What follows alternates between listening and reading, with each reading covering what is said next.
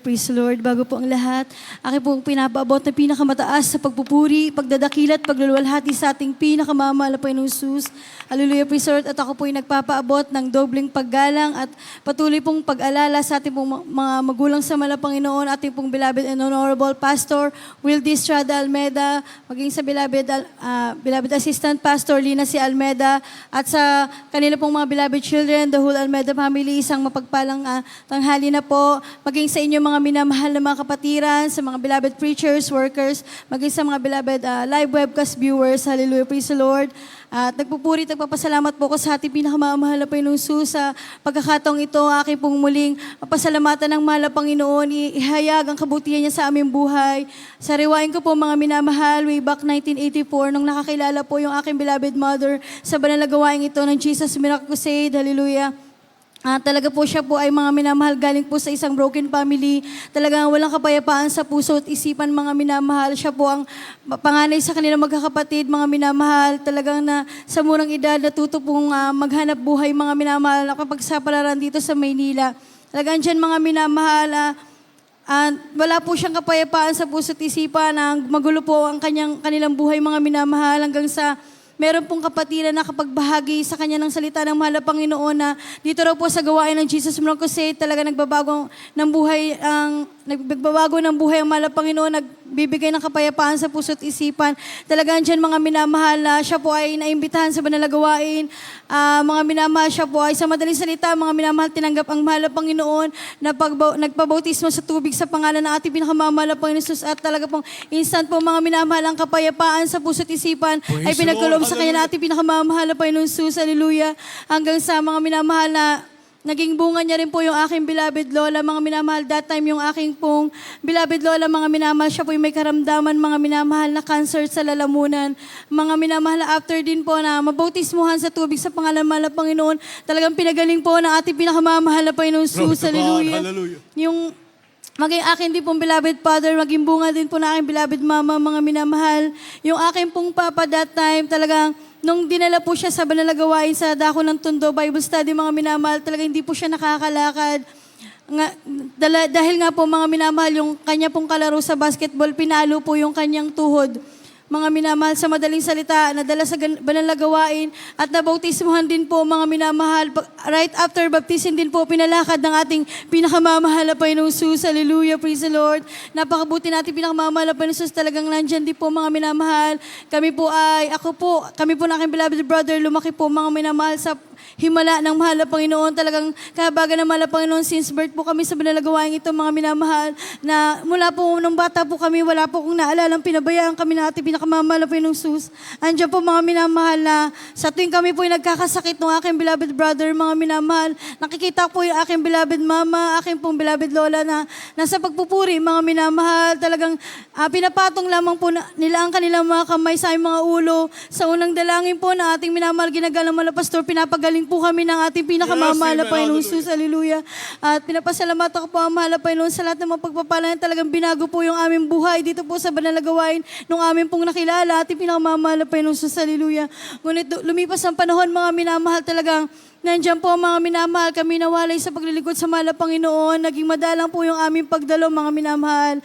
Talagang yung vision ng aking beloved papa na pag-aadik, mga minamahal, pagiging lasinggero, at talagang bumalik po yan, mga minamahal, doble pa. Hallelujah. Talagang namuhay po kami na wala sa kabanalan, mga minamahal. Hallelujah. Dumating po yung grabing paalala, matinding paalala sa amin natin pinakamamahal na Panginoong Jesus. Nung kinuha po ng ating mahal na Panginoon, na aking beloved brother, ng madalian, mga minamahal, talagang nandyan po na galing lang sa eskwelahan, sabi appendicitis, kinabukasan, mga minamahal, wala na pong buhay. Ngunit pagtanto po namin, mga minamahal, na talagang kapag tinawag tayo ng mahal na Panginoon, gagawa po siya ng paraan, mga minamahal, upang tayo makapanumbalik sa kanyang banal na gawain, mga minamahal. Sa madaling salita, mga minamahal, kami po nanumbalik sa paglilingkod sa ating pinakamamahal na Panginoong Jesus. Hallelujah.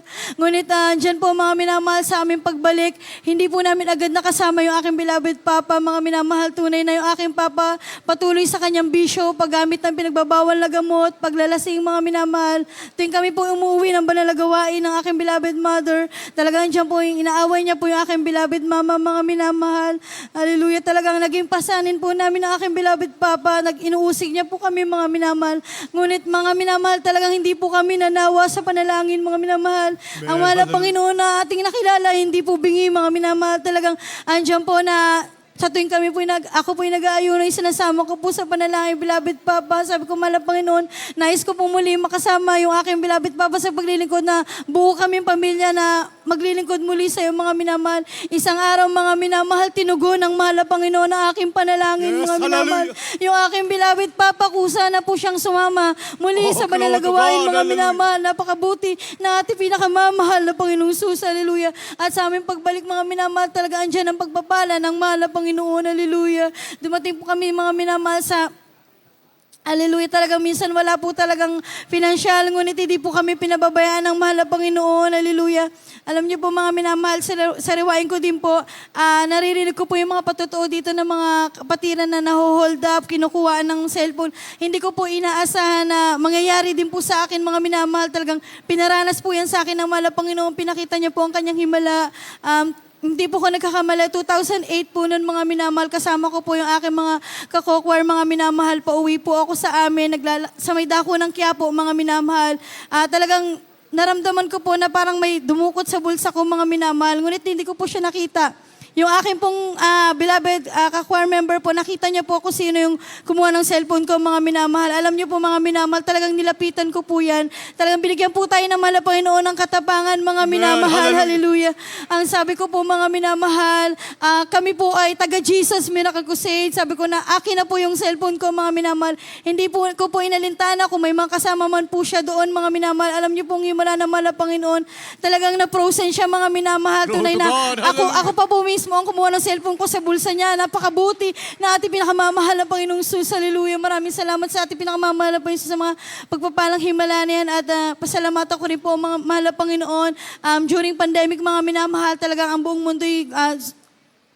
mundo po ay talagang andyan na gabing pagsubok, mga minamahal. Ngunit sa ating po mga anak ng Diyos, tunay na anak ng Diyos, diyan po pinakita ng mahal na Panginoon ang kanyang kabutihan, mga minamahal. Patunay na hindi niya po tayo pababayaan. Alam niyo, mga minamahal, nawalan po ako ng trabaho, mga minamahal. Nung pandemic, nagsara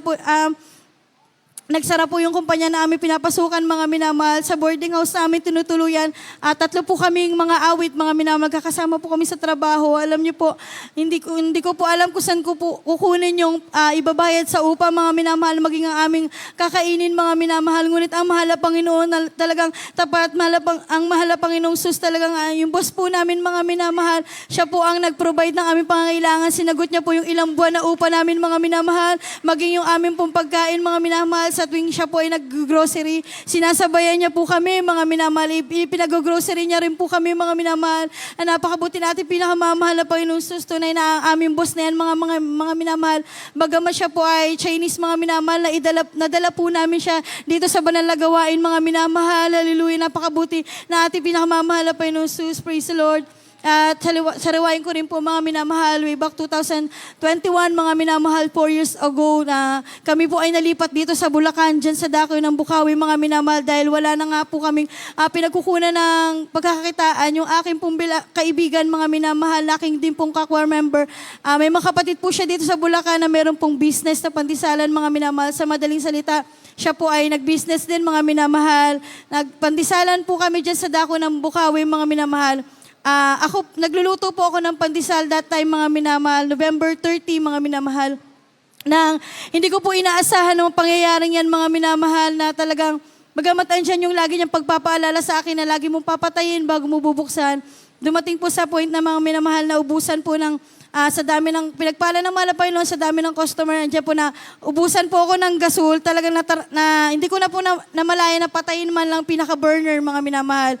Sa madaling salita, nagpalit po ako ng gasol, mga minamahal, ng tangke, nang hindi ko po pinapatay yung pinaka-oven, mga minamahal. Sa madaling salita, mga minamahal, pag Paglapat po ng apoy doon sa oven, mga minamahal, sumiklab po yung, grabe po yung apoy, mga minamahal, sumiklab po sa mukha ko, mga minamahal. Gabing init na aking naramdaman, mga minamahal. Talagang hallelujah, ilang segundo parang nawalan po ako ng hininga, mga minamahal. Talagang nandyan po, mga minamahal, na sobrang sakit na aking nararamdaman ng mga panahon na yun, mga minamahal. Hallelujah, napaka-hapdi, hindi ko po alam kung anong pwede kong ipahid, kung yelo, tubig, mga minamahal. Napakasakit na aking nararamdaman. Hanggang dyan, sinundo po ako nung kapatid, nung aking kaibigan, mga minamahal. Dinala po ko sa kanilang bahay. Sabi niya, ate, dadali na ba kita sa ospital? Talagang hindi po ako nagpadala, mga minamahal, sa ospital. Andyan po na umakyat po ako sa kwarto, mga minamahal. Nanalangin po ako, nagsumamo sa ating pinakamamahal na Panginoon Jesus. Humingi po ako ng tawad, kung saan man po ako nagkulang, ay mga pagkakamali, mga minamahal. Hanggang sa kalagitnaan ng aking pananalangin, mga minamahal, naramdaman ko ang presensya natin pinakamamahal na Panginoon Jesus. Hallelujah. At nandiyan po, mga minamahal, kahabagan naman ng Panginoon, yung sakit na akin naramdaman, talagang pinaganhawa na ating pinakamamahal na Panginoon Jesus. Napakabuti na ating pinakamamahal na Panginoon Jesus sa lahat ng mga pagpapalang niya. Hallelujah. Pinagpasalamatan ko, mahal na Panginoon, sa pagpapalang material, financial, physical, at lalo tigil sa spiritual na pagpapala. Patuloy po kong ginagamit na ating pinakamamahal sa kanyang banal lubusan. Hallelujah. Hanggat dito na lang po, ang lahat ng purihan pasasalamat ay tanging sa ating